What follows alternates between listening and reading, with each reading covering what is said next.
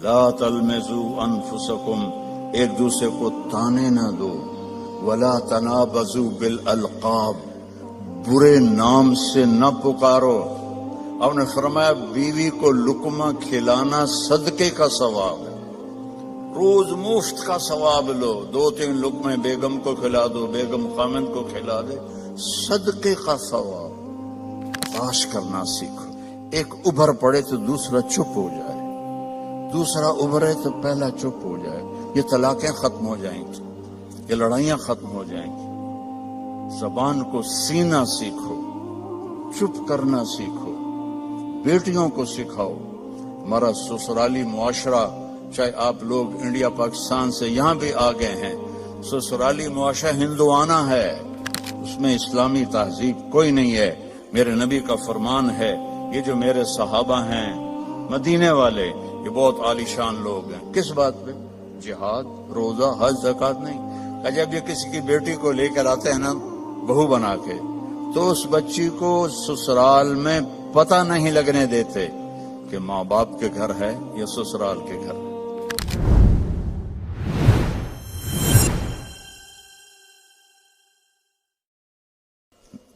اگر آپ گھروں میں محبت کی زندگی گزارنا چاہتے ہیں، تانا دینا چھوڑ دیں۔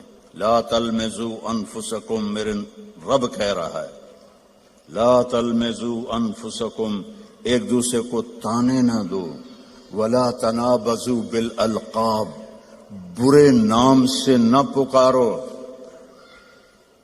یہ تو بڑی موٹی ہے، یہ تو بڑی چھوٹی ہے، اس کا تو ناک ہی سیدھا کوئی نہیں، اگر وہ کہتوں ہی کالا ٹٹ حبشی ہیں تو لڑائی تو ہو جائے گی۔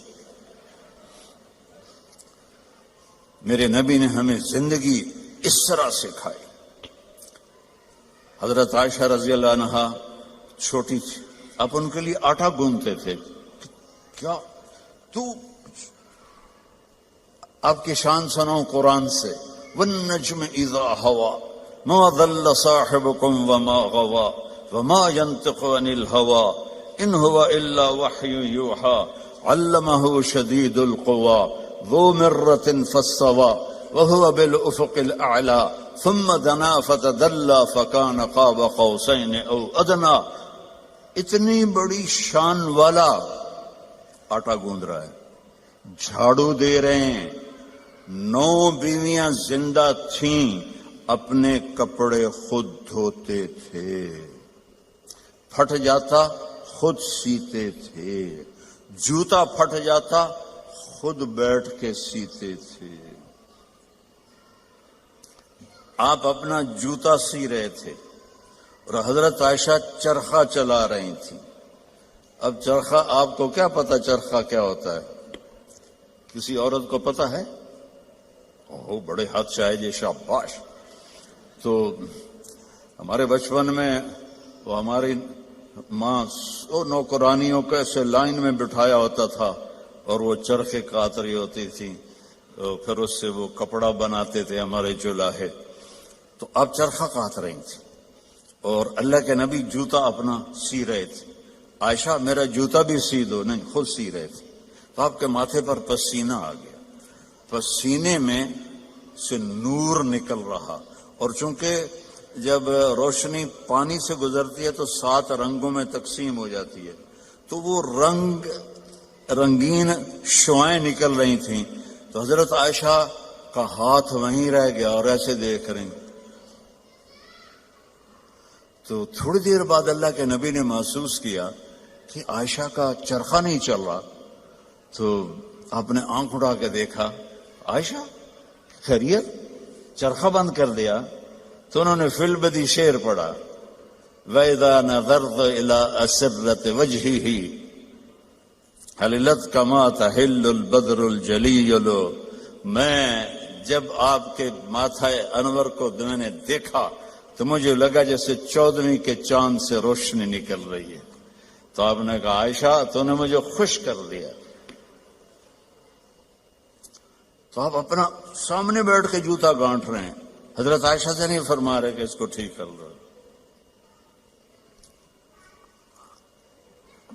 محبت کے طور پر ان کو لقمے کھلا رہے ہیں. آپ نے فرمایا بیوی کو لقمہ کھلانا صدقے کا ثواب ہے. روز مفت کا ثواب لو، 2-3 لقمے بیگم کو کھلا دو، بیگم خامند کو کھلا دے، صدقے کا ثواب. یہ میرے نبی نے ہمیں گھر کی زندگی سکھائی ہے، یہ گھر کی زندگی ہے. اور آپ میاں بیوی کے ذمے ہے ایک دوسرے کو اظہار محبت کرو. رشتے محبت کا اظہار سے پلتے ہیں. ایک آپ کو واقعہ سناتا ہوں. عرب میں بیوی سے عشق کا بتانا بہت عیب تھا. ہمارے ملک میں بھی ہے، رن مرید ہو گئے تو رن مرید ہو گئے، بیوی دے پیچھے لگ گیا. تو اور گرل فرینڈ کے لیے اشعار تھے، اشعار کھلم کھلا شعر پڑھتے تھے. ہم کو 2-4 شعر سناتا ہوں. وَهَلْ تَبْكِينَ لَيْلَا، لیلا مجنو کا نام تو سنا ہوا نا. تو یہ مجنو تو ہمارے یہاں مشہور، اس کا نام تھا توبہ. توبہ کم توبہ لا نہیں کی تھا، نہ توبہ ہے یودا. قبیلہ اس کا خفاجی تھا اور لیلا کا قبیلہ اخیلیہ تھا. تو کھلم کھلا کہہ رہا ہے وَهَلْ تَبْكِينَ لَيْلَا إِذَا مِتُّ قَبْلَهَا وَقَامَ عَلَى قَبْرِ النِّسَاءُ النَّوَائِحُ. یہ ایک شعر ہو گیا، اس میں لیلا کا نام. كَمَا لَوْ أَصَابَ الْمَوْتُ لَيْلَا بَكَيْتُهَا وَجَادَ لَهَا دَمْعٌ مِّنَ الْعَيْنِ صَافِحُ. کوئی شرم نہیں آ رہی اسے کہ وہ ایک جس لڑکی سے وہ شادی بھی نہیں ہوئی اس کے لیے وہ شعر پڑھ رہا ہے. اور بیوی توبہ توبہ توبہ. اب اس ماحول میں آپ مسجد نبوی میں بیٹھے ہیں اور مجمع بیٹھا ہوا ہے اور ایک شخص آتا ہے، وہ آپ سے زور سے پوچھتا ہے من احب الناس الیک یا رسول اللہ، آپ کو سب سے زیادہ کس سے پیار ہے یا رسول اللہ؟ تو آپ کہتے عائشہ. کان میں کہتے عائشہ. آپ نے زور سے کہا عائشہ سے مجھے سب سے زیادہ پیار ہے. وہ تو ہل گیا، سارے ہی ہل گئے. ایک ہی نبیوں کے بیوی نال ایڈا عشق. تو انہوں نے فوراً بات بدلی، نہیں نہیں نہیں یا رسول اللہ، میرا مطلب ہے مردوں میں سب سے زیادہ کس سے پیار ہے. تو آپ کو پتہ چل گیا نو گل ہضم نہیں ہوئی. آپ نے کہنا تھا ابو بکر سے، تو آپ نے فرمایا عائشہ کے ابا سے مجھے اس کے بعد سب سے زیادہ پیار. یہ زندگی ہے، اللہ کی قسم اس سے کوئی پیسہ نہیں لگتا اور آپ کی زندگی خوشحال ہو جائے. برداشت کرنا سیکھو. ایک ابھر پڑے تو دوسرا چپ ہو جائے، دوسرا ابھرے تو پہلا چپ ہو جائے. یہ طلاقیں ختم ہو جائیں گی، یہ لڑائیاں ختم ہو جائیں گی. زبان کو سینا سیکھو، چپ کرنا سیکھو. بیٹیوں کو سکھاؤ. ہمارا سسرالی معاشرہ، چاہے آپ لوگ انڈیا پاکستان سے یہاں بھی آ گئے ہیں، سسرالی معاشرہ ہندوانہ ہے، اس میں اسلامی تہذیب کوئی نہیں ہے.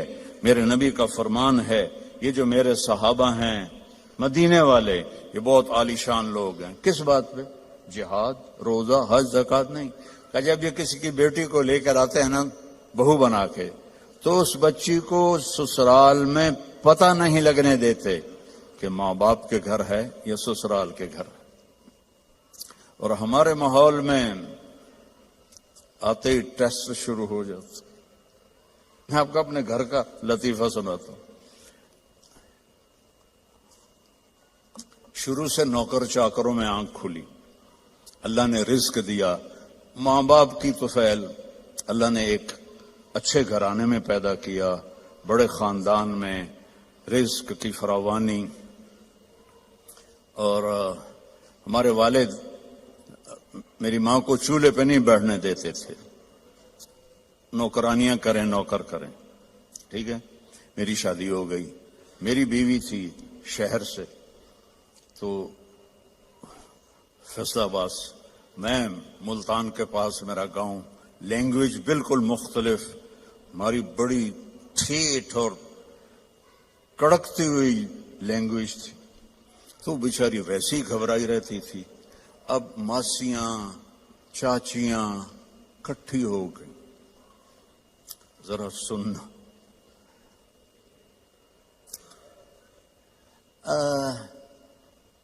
تیری ماں تا چولہے تے سڑدی پئی ہوندی ہے کہ بیگم تیری ٹھک کے بیٹھی ہوندی ہے. مجھے اتنی ہنسی آئی. میں کہا میری ماں چولہے تے کداں سڑی ہے؟ میں بھی تھائیں پیدا ہوئے. میری ماں تا چولہے تے بندھی نہیں. میری ماں کو روٹی پکانے بھی پوری نہیں آتی تھی، سالن بنانا بھی پورا نہیں آتا تھا کہ میرے ابا جی ان کو کام نہیں کرنے دیتے تھے. نوکرانیاں تھی، نوکر تھے. اب وہ کہہ رہی تیری ماں تا چولہے تے سڑدی پئی ہوندی ہے. اور میری پنجابی سمجھ رہے ہو؟ کوئی گجراتی تو نہیں بیٹھے ہوئے کہ جن کو کیم شو والے. اچھا اردو ترجمہ کروں گا پھر. تیری ماں تا چولہے تے سڑدی پئی ہوندی ہے تے تیری بیوی ٹھک تے پلنگ تے بیٹھی ہوندی ہے. میں ہنس پڑا. میں کہ میں نے دسو تو صحیح کداں میری ماں چولہے تے سڑی ہے؟ میری مستورات بزرگ کہہ رہی ہیں تمہاری ماں تو چولہے پہ جل رہی ہوتی ہے، سالن بنا رہی ہوتی ہے، اور تیری بیوی مزے سے بیڈ پر بیٹھی ہوتی ہے تو تجھے خیال ہی نہیں آتا. تو میں نے کہا کب میری ماں چولہے پہ جا کے سڑتی جلتی ہے؟ اسے تو آخری زندگی تک روٹی بنانی نہیں پکاتی تھی پٹھی سدھی، کیونکہ کبھی ابا جی نے ان کو بیٹھنے ہی نہیں دیا تھا. تو یہ ہمارا سسرالی معاشرہ ہے کہ آتے ہی دلہن کو سینگوں پہ اٹھا لیتے ہیں. وہ گھر چھوڑ کے آئی ہے، ماں باپ چھوڑ کے آئی ہے، بہن بھائی چھوڑ کے آئی ہے، سہیلیاں چھوڑ کے آئی ہے. اسے اپنی بیٹی بناؤ. میں نے اپنی بیٹیوں کو بیاہ دیا ہے تو میں دوسرے کی بیٹی لے کر آیا. میں نے اپنی بیگم سے کہا کہ بیگم تیرے اخلاق کا اب پتہ چلے گا کہ بیٹیوں پر تو مائیں نشاور ہوتی ہیں، بہو پہ جب تو وہ سلوک کرے گی جو بیٹیوں سے کرتی تھی پھر تیرے اخلاق کا سکہ پکا ہے. تو اللہ کے فضل سے میری بیوی نے اس کو کر کے دکھایا، نبھا کے دکھایا.